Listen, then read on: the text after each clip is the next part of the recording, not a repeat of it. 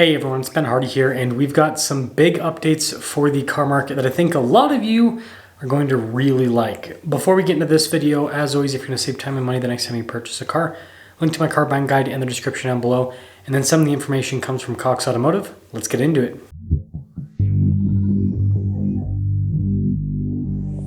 So we're going to start things off in the opposite direction of what we normally do. We're going to start off with the small headlines, and then we'll head into the bigger headlines. So the first small headline is that new car prices are pretty much stagnant year over year. Like there's less than a 1% increase currently from this month last year to this month this year. And so that means that new cars aren't necessarily getting more affordable from a, top of the line dollar perspective, but they're also not getting more expensive. So yeah, kind of frozen with that. And then on the side of new cars, the electric car market has increased by 11.3% year over year in terms of sales volume. Now this is happening at the same time that Tesla is completely pooping the bed, peeing the bed, whatever analogy you want to give it. Tesla's sales have declined year over year, and their market share has declined. They have a less than 50% market share. Now again, that is still enormous for an automaker to have in a segment of almost 50%, but still, Tesla's dominance is going away, and it looks like it's going to continue that way until the end of the year. So that's the new car stuff. That's the small stories. Now we get into the big stories. The first one is that wholesale prices are still going down.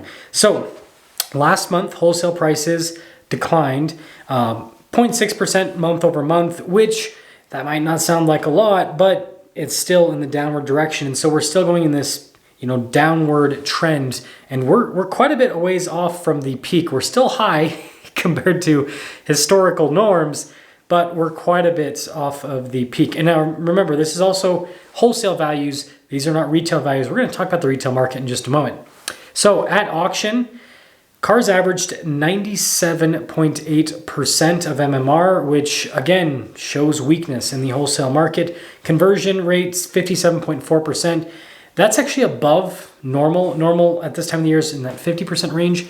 And so what that means is that cars are selling, dealers are willing to sell them at auction, but at discounted prices, and then they're buying them up quickly at those discounted prices. So it's kind of one of those things where if the car's priced right, it sells quickly. If it's not, it does not. And that's what the auction is reflecting. Now, if we dive into the individual segments, the total decline year over year is 8.9%, luxury 9.9%, compact cars 12%, mid-size cars 11%, pickup trucks 8.3%, CUVs and SUVs 9.3%, EVs still leading the charge, 16.6% in the red, whereas non-EVs averaged 9.5%. So we still have this, strong year-over-year decline with all of these segments in the used car world. And again, this is with wholesale values, but it's still good news because guess what? Retail vehicle sales declined in June. So we are now finally getting to a point where not only are we seeing wholesale values decline, we're seeing fewer people go in and buy used cars. So this could kind of cause a sort of positive feedback loop, right? Where cars aren't selling, they start stacking up for the first time since before the pandemic with used cars, and then values will decline even more, and then maybe they'll just stack up even more. Who knows? Too soon to tell.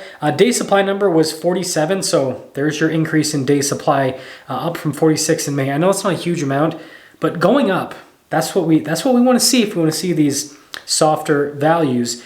And so we've got more cars, and they're going for less money. Now I want to dive into what this means for the used car market moving forward. Again, I think this is really exciting news. I think this shows that the market is finally correcting itself. It has been overvalued for almost like 4 years? Not quite.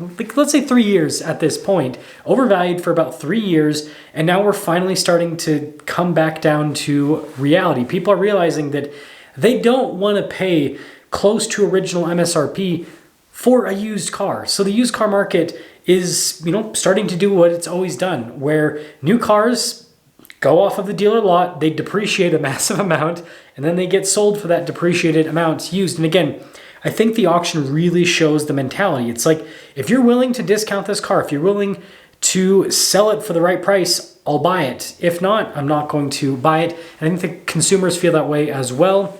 But there's some other things that are obviously affecting the consumer side of the market. Interest rates are still high. Those are not going down anytime soon. And then whenever the used car market slides, that creates kind of like a positive feedback loop, because most people have a vehicle to trade in. And so if values on used cars are going down on the wholesale side of things, which again, they slip on the wholesale first before they slip on the retail when it comes to actual money valuation, well, that means that people's trade-ins are weaker, and then the retail hasn't caught up yet. So people are in a bigger upside down situation.